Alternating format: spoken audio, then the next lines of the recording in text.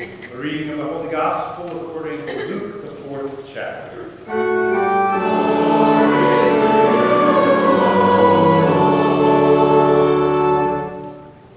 Then Jesus, filled with the power of the Spirit, returned to Galilee, and the report about him spread all through the surrounding country.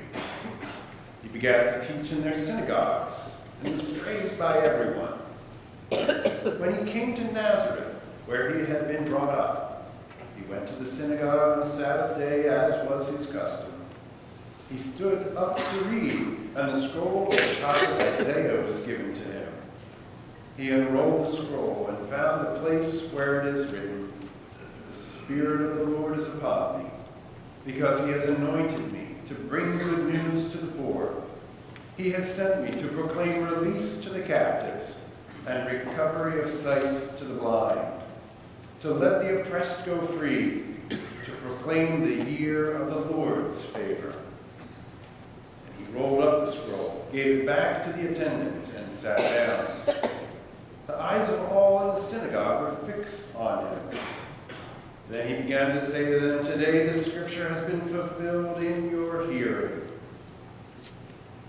The Gospel of the Lord.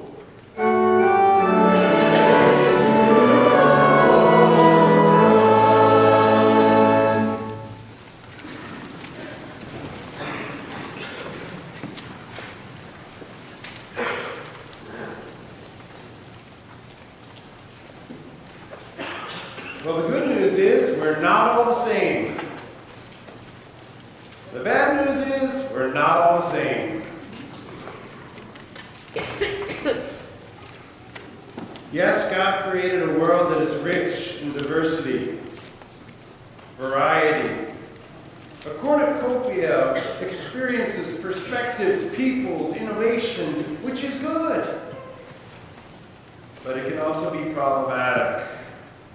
Think about it. If we were all the same, if we were all exactly alike, we could experience the blessing of consensus and unity.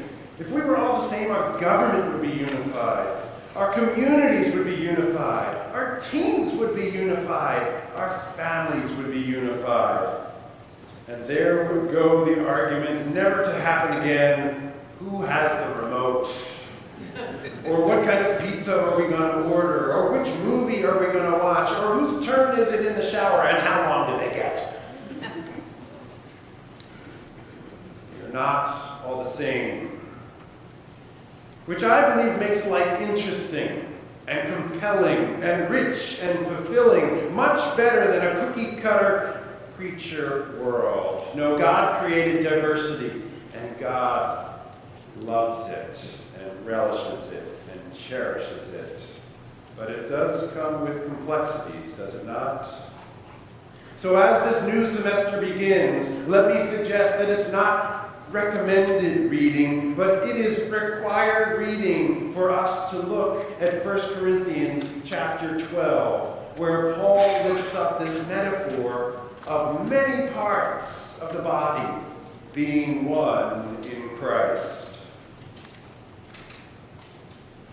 Now, as I was reflecting on Paul's writing, I thought, I've had lots of experiences in my life where I've learned about unity and the importance of being in unison with others. I think of playing on soccer teams or baseball teams or volleyball teams, and in those settings I learned the importance of bringing your gifts and using them to the best of your ability, but also relying on your teammates.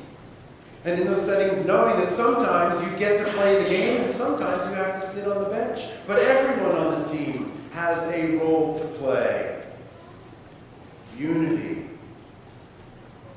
Or I reflected on the many opportunities in the music world, singing with choirs or a cappella ensembles, and how important it is in those settings to learn, to listen to one another, and to make sure that pitch and tone quality and articulation and dynamics and pacing is all in unison so that you can make beautiful music. Or I think of the same lessons learned playing my trombone in symphonic band or jazz band or other settings, and the blessings that come working in unison with others. And those were all good experiences teaching me about the importance of making an impact with others, unified in purpose. But I don't think they fully put me in touch with what Paul is trying to teach us in this chapter about unity. So let's take a look at that chapter together. You can pull out your scripture if you want, as I refer to a couple of different verses and lift up what Paul is sharing. Starting out saying, for just as the body is one and has many members, and all the members of the body, though many, are one body, so it is with Christ. Now that word members in the Greek literally translate limbs, arms and legs, many limbs. But we know that Paul's talking about more than just the limbs of the body, because he goes on to talk about eyes and the head and ears. And so we translate it many parts or many members.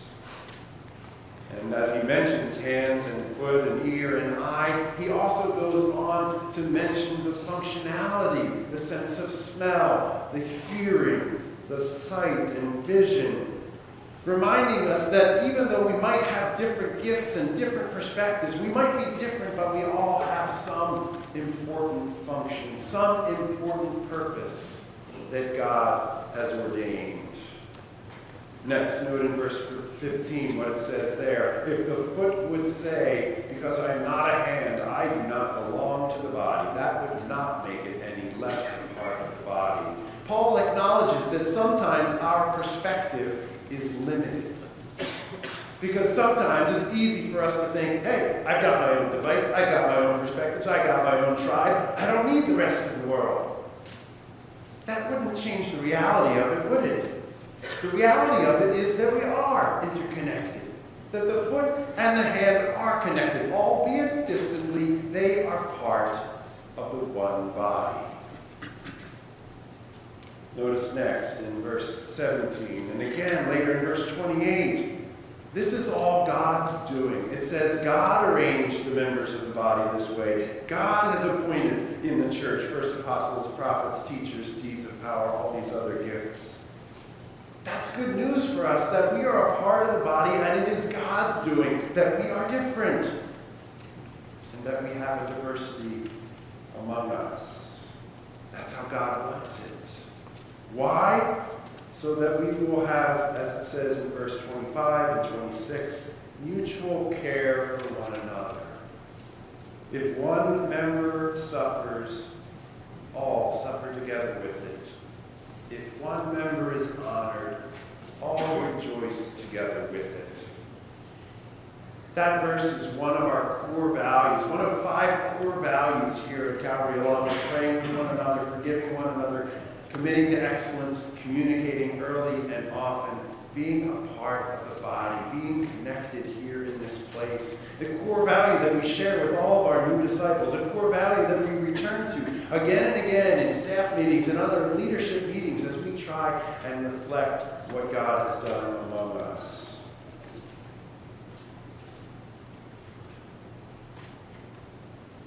So those experiences on the ball field or in the music concert hall did teach me something about unity, but I don't think they revealed what Paul is getting at here. Because I think in the middle of this text that I didn't go over yet is the core of what he lifts up. The core of what he lifts up is when he starts talking about how the body treats the less honorable members, the less respectable members. What does he say? The members of the body that seem to be weaker are what? What does Paul label them? The weaker members? Indispensable. That's so contrary to the way of the world, is it not? That the weaker members are indispensable. He goes on to say that those that are clothed with less honor, we in the body clothed with more honor. Those that receive less respect, we in the body treat with greater respect. I think what he's pointing to here is that for unity, for mutuality to take place, there has to be something that precedes it. And I would say that is sacrifice. So think of an athlete or a musician, that they don't excel without putting in the hours of practice. There's a certain sacrifice of time and effort that has to go in to excel. Or as I think of my experience, I would have never had the opportunity to experience making harmony and music in a symphonic band had all those years ago my parents not made a sacrifice financially and invested in private lessons as a trombone player, as a 13-year-old. A sacrifice that made unity possible. This is, I think, what Paul is pointing us to in this section of the text. True unity is preceded by a sacrifice. Think of the Civil War, the immense sacrifice that preceded us becoming and remaining the United States of America. This week we had a memorial service for Ida Chapman when she was 97 years old. She enjoyed 69 years of marriage with her husband, Henry. Not everyone knows that Henry and Ida had a daughter. A daughter was born with a heart condition. And their daughter, Sandy, lived only to be 9 years old. So very, very long ago, Henry and Ida went through that tragedy of saying goodbye to their daughter and trying to live through that. And the statistics say that you're at a much greater risk for divorce when you have that kind of trauma in your life. And he was asked, well, Henry, how did you and Ida get through that? How did you stay together? How did you stay unified in your marriage? He said very shortly after the funeral, Pastor Wrights came and visited us, and he suggested that we might benefit by offering ourselves to go and visit with others who have experienced the same loss or will experience that loss. And he said we were open to that, and we did that. And for many occasions, we had the opportunity to gather with others and share in their grief and find a way forward. And he said that was healing for Ida and myself.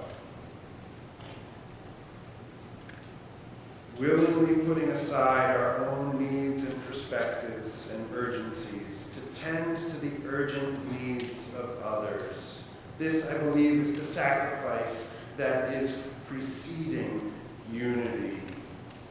As Paul talks about giving the weaker members the label of indispensable, it reminds me of what Mahatma Gandhi said, that the true measure of a society can be found in how it treats its most vulnerable members. So what do we take away from that? What is the sacrifice that God might be calling us to? Well, this wisdom of being one, united in the midst of diversity, is found not just in the Bible, but also in corporate teachings as well. David Livermore has written a book, Driven by Difference, as he talks about high-performing teams in the corporate world and how they have benefited from cultural intelligence being raised. In other words, taking the step to learn about those that are different from us. Let me share an example. He says, the inability to explain the behavior of others is one of the biggest sources of conflict among diverse groups. Yet some enhanced understanding about how people's cultural backgrounds influence how they behave can go a long way toward developing a more culturally intelligent and productive team. And then he goes to talk about just the one difference of being an urbanite versus being in a rural area and growing up in those settings, and how sometimes the perception is that those people in the city are mean and cold-hearted because they don't reach out and shake a hand. In fact, he says that studies have shown that in the city, 40% of urbanites shake hands with a stranger, whereas in rural areas, 70% shake hands with strangers. So that seems to reinforce that. And he goes on to say, but are city people really meaner than country folk? Other studies show that city people are just as affectionate and accommodating with those they know as small-town people are. But the cosmopolitan chill is a behavioral shield that protects city folk against overstimulation of strangers. Because if you stopped to greet every person who walked down the street in the city, you would never survive or get anything done. So what is the sacrifice that I'm asking you to do? Is to take that step beyond just when you encounter someone's behavior or attitude or whatever it is that's different from yours, take that extra step before judging them or labeling them or condemning them to say, I wonder why they behave that way. I wonder why they think that way. Taking that step is, I believe, the sacrifice we are called to that can precede unity. Toward the end of John's Gospel, Jesus prays for unity. It's in the section where he's preparing his disciples for his departure, although they don't know it yet. And he goes on to say many things to them, like, I go to prepare a place for you, and I pray that the Father will protect you from the evil one, and I pray that you all will be one, as the Father and I are one. And then he backs up those words with his actions. You remember what he did right before the night he was betrayed. He got down on his hands and knees and washed the feet of his friends. And then he made the ultimate sacrifice, willingly going to the cross so that unity by God's grace might be possible.